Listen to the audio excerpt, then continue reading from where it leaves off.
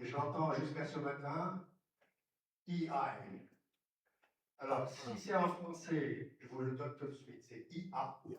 Si c'est en anglais, c'est AI. Et dans aucune langue, c'est AI.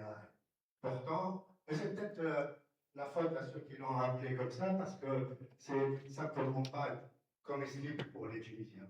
Alors, jusqu'à maintenant, quand je dis IA, vous allez comprendre l'intelligence artificielle, et là, nous allons nous arrêter là. Et je vais aussi donner la définition, parce que le mot étant un peu trompeur, il faudra savoir pourquoi nous sommes en train de parler, évidemment, sachez de quoi je suis. Alors, l'IA, ce n'est pas une intelligence artificielle comme le titre le dit. L'IA, ce n'est pas une machine qui est dotée d'une intelligence pseudo-humaine. L'IA est telle que définie par M. Marvin Minsky. Ça marche? Est-ce que le micro marche? Ben là, ça sert à... Ah, bon, d'accord. Alors, c'est la définition de M. Marvin Minsky, un de ceux-là qui sont allés à cette université où le terme a été nommé. Et la suite de ma présentation va adopter cette définition. L'IA consiste à faire résoudre par des machines des problèmes que les humains résolvent grâce à leur intelligence. Et nulle part dans cette définition, il est prétendu que c'est la machine qui est intelligente, ou qu'elle imite une quelconque intelligence, si tant est qu'en fait, l'être humain peut se targuer d'être intelligent. Alors, commençons par l'an dernier, ou même pas, il y a quelques 6 mois. Le 29 décembre 2025 est sortie cette couverture du Time où on parle de Person of the Year. Alors ça, c'est une tradition du Time chaque année. Ils vont le sortir. Avant, c'était l'homme de l'année. Puis tout d'un coup, ils se sont rendus compte qu'il y avait aussi des femmes parmi les nommés. Et maintenant, on parle de la Person of the Year. Alors, Person of the Year, vous l'avez deviné, on va le faire ressortir. Cette fois, c'est AI. Et je vais vous faire un test. Lisez. Comment on appelle ça? Allez, merci. Leçon apprise. On peut continuer, on peut faire confiance. Alors, l'IA, c'est quoi? Ben, vous le connaissez, je ne sais pas si vous connaissez ChatGPT. Est-ce que quelqu'un ici se connaît ChatGPT? Vous allez voir qu'en fait, des ChatGPT, il y en a une bonne floraison. Au dernier cri hier soir, ils étaient quelques 836 LLM. Ça, c'est au 15 mai hier, 829 au 4 mai. 758 16 février, 710. Vous voyez, le nombre est en train d'augmenter. Je ne sais pas si quantité veut dire qualité, mais c'est de ça justement que nous allons parler, mais surtout les impacts sur les entreprises dans le monde. C'est là, si vous avez promis que je vous parlerai des entreprises tunisiennes, pas vraiment, mais je vais vous démontrer qu'en fait, ce qui se passe dans le monde a un impact direct sur ce qui se passe en Tunisie. Donc, quelque part, on remonte sur Alors ça, c'est les LLM dont je parle. Ce qui est amusant, c'est que chaque fois que j'en parle, il y en a un dans la salle qui est en train de chercher le sien. Et puis tout d'un coup, ils se mettent à discuter, les Gemini khir, les ChatGPT khir. Et puis voilà ce que l'IA est arrivé à nous faire faire, nous disputer pour choisir notre LLM préféré. Peu importe, en fait, tout le monde, quand on parle de l'IA, et c'est bizarre, leur esprit se pointe sur ChatGPT, je ne sais pas pourquoi. L'IA, c'est quelque chose, et ChatGPT, c'est une des LLM qui sont foisonnent maintenant et qui, depuis novembre 2022, se trouvent dans les poches de tout un chacun. Alors, pourquoi les gens pensent-ils ChatGPT chaque fois qu'on parle de LLM? Ben, c'est tout simplement parce que c'est celui qui a la plus forte part de marché. Chiffre d'avril, le mois dernier. Pratiquement tous les chiffres que je vais vous donner sont aussi récents que cela. Et donc, c'est une LLM qui est utilisée par quelques 900 millions d'utilisateurs quotidiens. 900 millions, tenez-vous bien, c'est la somme totale des populations des États-Unis et de l'Union européenne. Ces gens-là, à l'instant où nous sommes en train de parler 24 sur 24, round the clock, ils sont en train d'utiliser ChatGPT. Évidemment, il y a les autres, Google Gemini, Copilot, etc., etc. Ça, c'était le 26 avril 2026. Je ne sais pas si vous connaissez ce monsieur, vous devriez, parce qu'il a fait la première, la une, depuis le voyage de l'équipe américaine en Chine.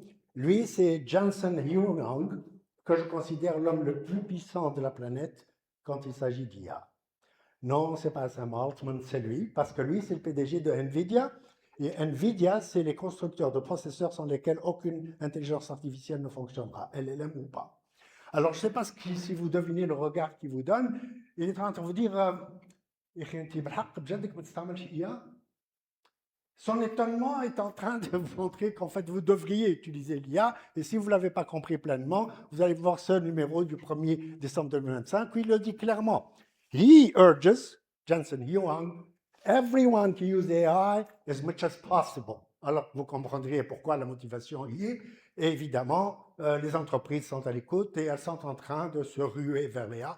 Et il n'y a pas un jour qui passe sans que je, personnellement, professeur, je ne suis même pas un consultant, soit sollicité pour aller accompagner une entreprise, l'IA. C'est comme ça qu'ils disent, l'IA, comme s'ils parlaient d'une 4L. Alors, comment et pourquoi? Comment ça s'est fait historiquement? Pourquoi l'IA, est-ce qu'elle nous intéresse? Et messieurs, dames, quand je dis IA maintenant, je ne parle pas de ChatGPT. Là, je parle d'intelligence artificielle en totalité, qui est née en 1956 officiellement, mais au 9e siècle pour moi-même, à Beit el-Hakma, c'est là que nous avons eu les premiers automates bâtis par des musulmans, et ça sera l'objet d'un autre cours. Mais pour le moment, revenons en 2017 pour voir ce que the Association, the Bar Association, ça c'est les avocats, ont défini l'IA à leur façon. Alors là, c'est Artificial Intelligence and Robotics and their impact on the workplace, et ils donnent une définition de ce que c'est que l'IA, assez profonde, différente de celle abstraite de M. Marvin Minsky de tout à l'heure.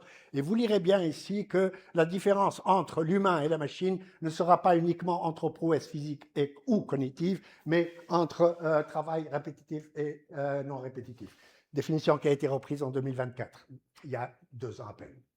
Physique, cognitive, répétitif, non répétitif seront les dimensions sur lesquelles nous allons nous appuyer pour le reste de la conférence. Alors, on va s'appuyer d'abord sur répétitif, et c'est répétitif ou non, et on va voir s'il y a un impact sur les tâches qui sont répétitives ou non. Et par répétitif, j'entends cela, je ne sais pas si vous voyez les temps modernes de Charlie Chaplin ici, où la chaîne de montage est en train de défiler et que, en fait, les humains sont transformés en robots avec des gestes répétitifs. Ça, c'est un candidat pour la robotisation. Et les temps modernes, en fait, c'était un clin d'œil vers ce que nous sommes en train de vivre maintenant. Alors, répétitif, oui, non, nous allons voir les tâches, les diviser en répétitif ou non. Et l'autre dimension, c'est, je ne sais pas si vous vous rappelez, cognitif ou non. Et là, nous avons une matrice 2 par 2 à la Harvard Business School. Et nous allons voir que ici, en fait, la robotisation, c'est là qu'elle a été attaquée en premier. Les travaux qui sont répétitifs et les travaux qui ne sont pas cognitifs, entendez par là manuels. Et là, c'est robotisation automatique, pour le gain des entreprises, bien sûr. Et puis, le reste, évidemment, reste aux humains. Et les gens se sentaient à l'aise, ils se sont dit, bon, tout ce qui est répétitif, on le laisse au robot, et tout ce qui est bête et méchant au manuel va aussi... Alors, on va voir si cela est encore le cas, et nous allons voir les statistiques qui ont été publiées par le Federal Reserve Bank pour nous montrer l'évolution des demandes d'emploi dans les 4 cellules que je viens de vous montrer. La première, c'est celle-là. C'est non répétitif et non cognitif. Les demandes d'emploi sont ainsi faites. Évidemment, quelque part ici, on va voir l'effet de Covid ici. Alors ça, c'est répétitif et manuel, pas plus optimiste que le premier. Là, c'est répétitif et cognitif. Les demandes d'emploi sont un peu plus importantes quand on a de la jugeote. Et puis, devinez où cela va être. Ça, c'est non répétitif et cognitif. Est-ce que vous pensez que les demandes d'emploi ici seront plus intéressantes que celles précédentes?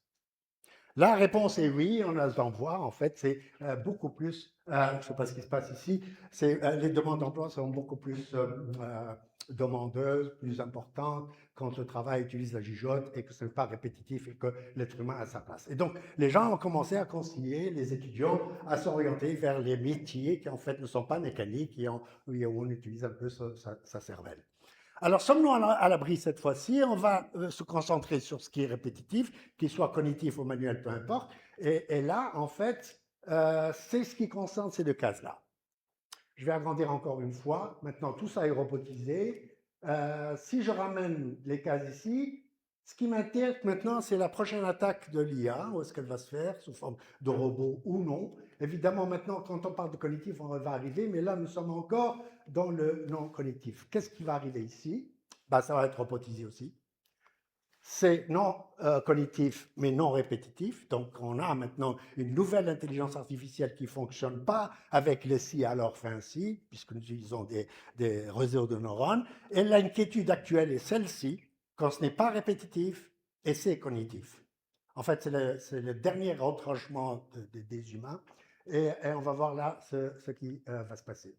Alors, les entreprises, elles ont 2 voies. Parce que maintenant, il faut qu'elles introduisent l'IA, parce que je ne vous l'aurais peut-être pas caché, mais l'IA, elle a couvert les 4 cellules de la matrice. L'IA est partout. N'allez pas vous dire je suis contre, je n'aime pas ou ceci ou cela. Vous n'avez pas le choix. Elle est là et elle est là pour rester. Et si vous êtes venu ici pour savoir si oui ou non l'IA va prendre votre emploi, je vous donne la réponse toute go, oui. Préparez-vous à cela, vivez avec et arrêtez de dire non, je ne veux pas, je n'aime pas. Vous n'avez pas le choix et même si vous avez le choix, il vous reste quelques années à vivre, la prochaine génération, elle s'en occupera. Alors, 2 choix pour les entreprises. Soit on va introduire, j'allais dire l'informatique, mais en fait c'est exactement la même chose qui s'est passé dans les années 110. Soit elle va introduire l'IA d'une manière incrémentale, voir en fait tâter le terrain et voir si en fait on peut essayer ça dans le marketing par exemple ou dans la comptabilité et puis voir si ou alors y aller tout de go et de le faire d'une manière brute, un peu comme cela nous avait été conseillé en 1990 avec la réingénierie des processus qui est un changement radical de tous les processus d'entreprise du jour au lendemain. Un peu ce qui a été fait avec les ERP, si cela est appliqué correctement. Alors, au lieu d'utiliser des termes compliqués, on va utiliser automatisation, augmentation. Vous avez sûrement entendu des phrases du genre le travailleur augmenté, le chercheur augmenté, le professeur augmenté, bref, l'humain augmenté. Ici, nous sommes en train de parler de l'entreprise augmentée. Ou automatisation, tout ce qui peut être donné au robot et à la machine va l'être. Et pourquoi? Parce que les entreprises sont intéressées que par une seule chose, la rentabilité. Quand c'est productif, quand je économise des coûts ou je fais du revenu, j'y vais tout plein. Et en même temps, même si ça ne le fait pas directement, quand j'aurai débauché des individus, je ferai des économies, ne serait-ce que sur les salaires. Donc c'est toujours productif.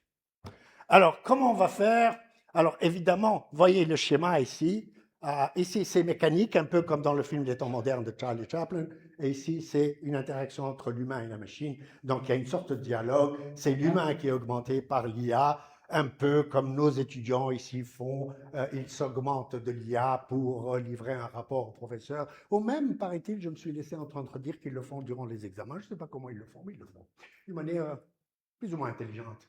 Alors, dans d'autres publications, vous allez trouver ces termes-là plutôt. Ici, c'est autopilote, c'est-à-dire laisse faire l'IA, complètement robotisé. Et il y a même des usines qui sont entièrement robotisées. Il n'y a même pas des portes et des fenêtres. Et les machines à l'intérieur, elles n'ont pas besoin de lumière. Et ici, c'est copilote, c'est que je m'aide de l'IA pour faire ce que j'ai à faire. Alors, quelle est selon vous la plus rentable des 2 démarches? Évidemment, ce n'est pas toujours noir et blanc. Il y a des entreprises qui font les deux en même temps. Prennent des choses et on dit on va complètement automatiser, ou d'autres choses vont dire bon, ça, on va y aller mollo mollo, on va plutôt injecter un peu d'IA et puis faire le reste par les humains. Mais selon vous, quelle est la plus rentable des 2? Bon, on va voir. Ça, vous n'êtes pas supposé savoir. Alors, on va se concentrer sur le copilote. Est-ce que quand l'IA accompagne l'humain, c'est mieux que si c'était seulement l'humain?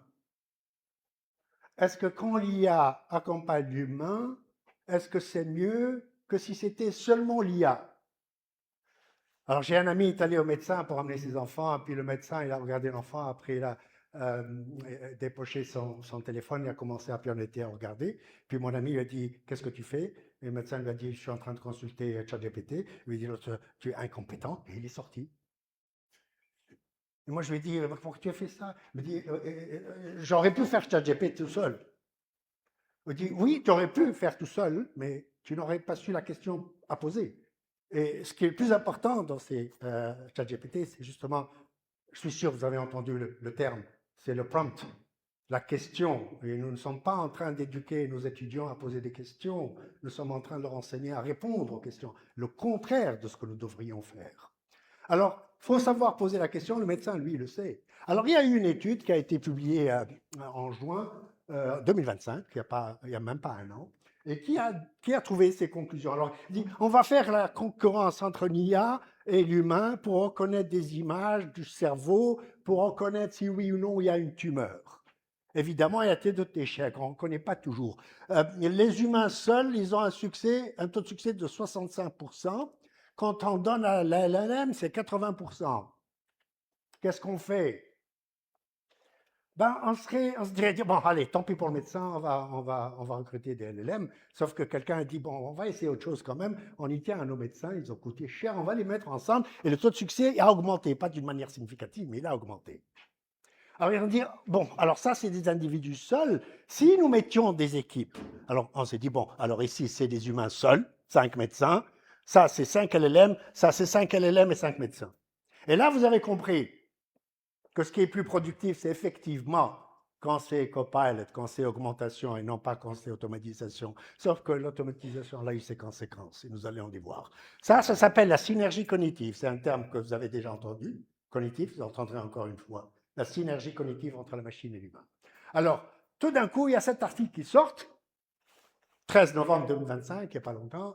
Canaries and the coal mine, 6 facts about the recent employment effects of artificial intelligence. Et chaque fois qu'il y a une publication sur les effets de l'IA sur l'emploi, on est partant. Sauf que cet article-là, il a été écrit par Eric Brynjolfsson, quelqu'un que je connais personnellement, il est dans mon domaine en système d'information.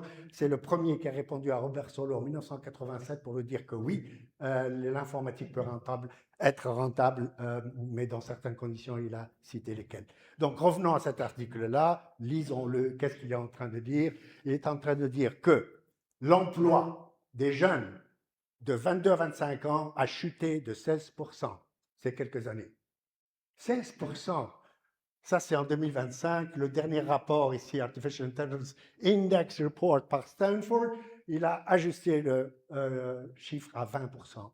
Une chute de 20% dans le recrutement des jeunes de 22 à 25 ans. Vous les appelez comment, c'est là? Les 22 à 25 ans? Ça, c'est les Gen Z.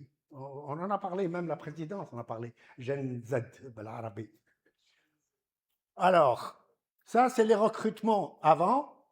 C'est les recrutements des gens âgés de 26 ans ou plus depuis 2019. C'est croissant comme s'y attendrait. C'est un effet démographique tout à fait normal. On va voir la chose pour les 22-25 ans. Ben, en fait, tout d'un coup, ça chute. Ça chute à 16%. Vieux chiffre, évidemment, 2025, Brynjolfsson. Qu'est-ce qui s'est passé? Évidemment, maintenant, les jeunes, quand ils sont aux portes de l'emploi, la trouvent fermée. On ne recrute plus les jeunes. Est-ce que ça a une conséquence?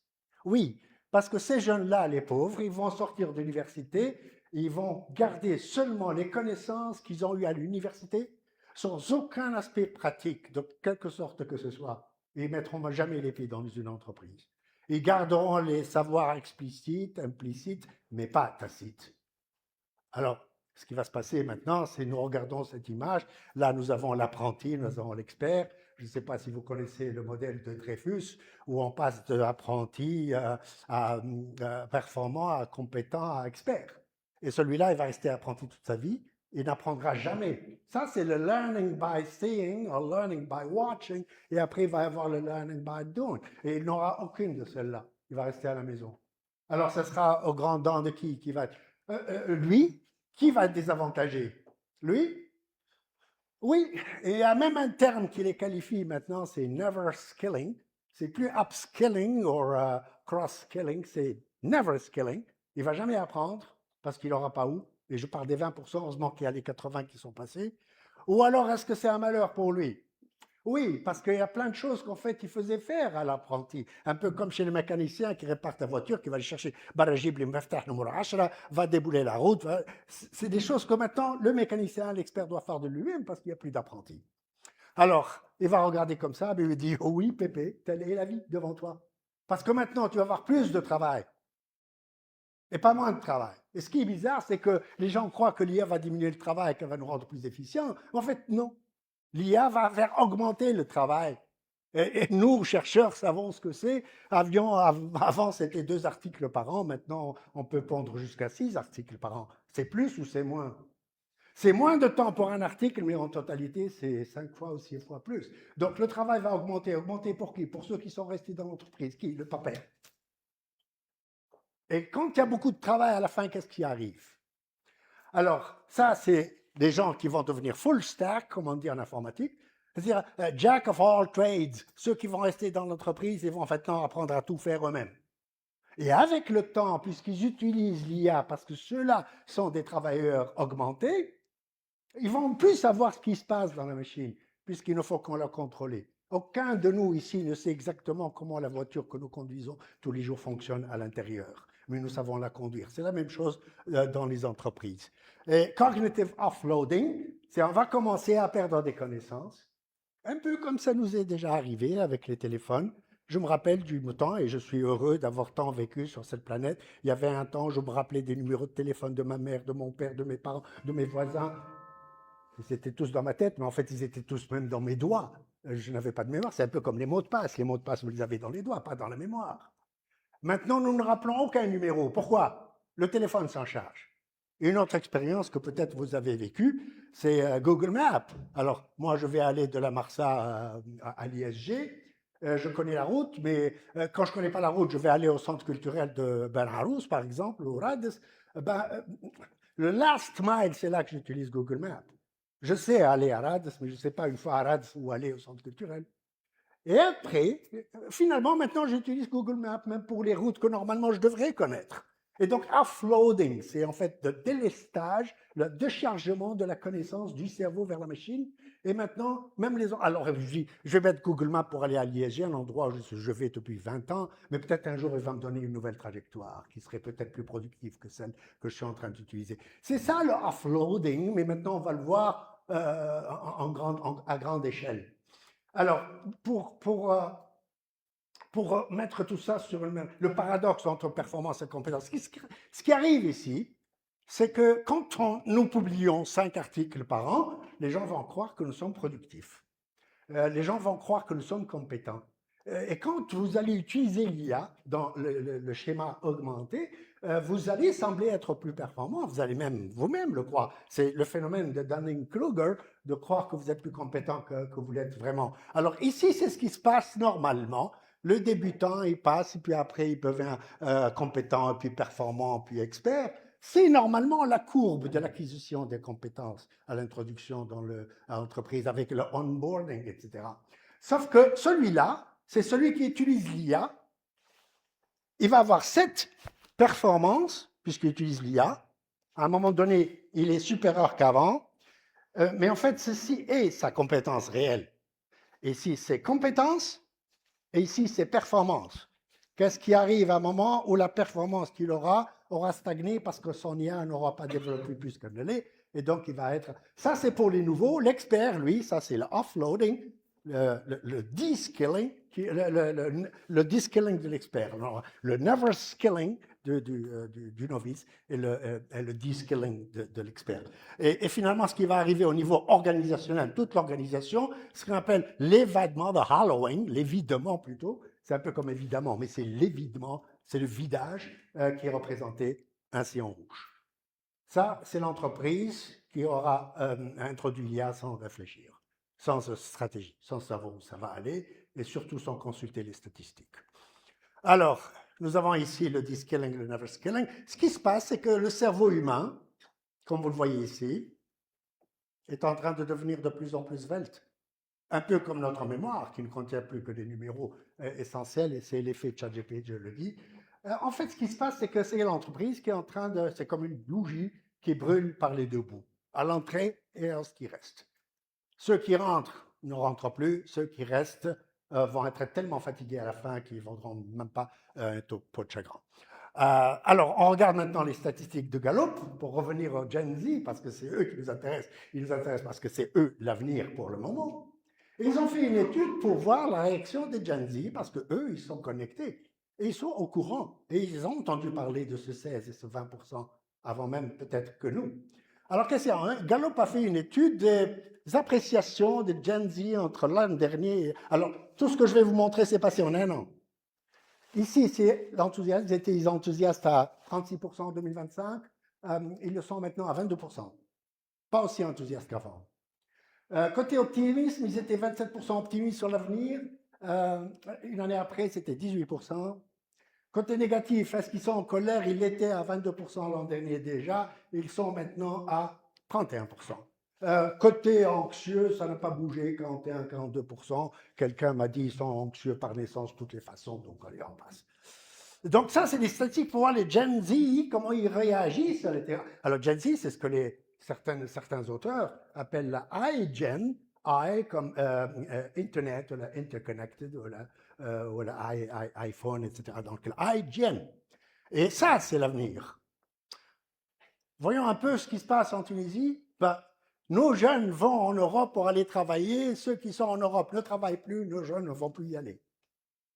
Et donc, il faudra peut-être que le gouvernement ici réfléchisse un peu quoi faire de ces Gen Z qui ont des statistiques pour ils vont émigrer. Ils ne vont plus le faire parce qu'il n'y a personne qui va les recevoir là-bas. Continuons. Alors, Gen Z, ça, c'est avril 2026. J'avais déjà commencé à faire cette présentation pour Signas, j'aime bien lui faire plaisir, sauf qu'à chaque jour, je dois changer des diapos. Et puis, heureusement que nous sommes enfin le 16 mai, peut-être qu'il va arriver des choses aujourd'hui qui démontrent ce que je dis, mais nous ne le savons pas. Mais ce qui est arrivé le 6 avril, c'est que les Gen Z sont en train de réagir. Gen Z workers are so fearful AI will take their job, they're intentionally sabotaging their company's AI rollout.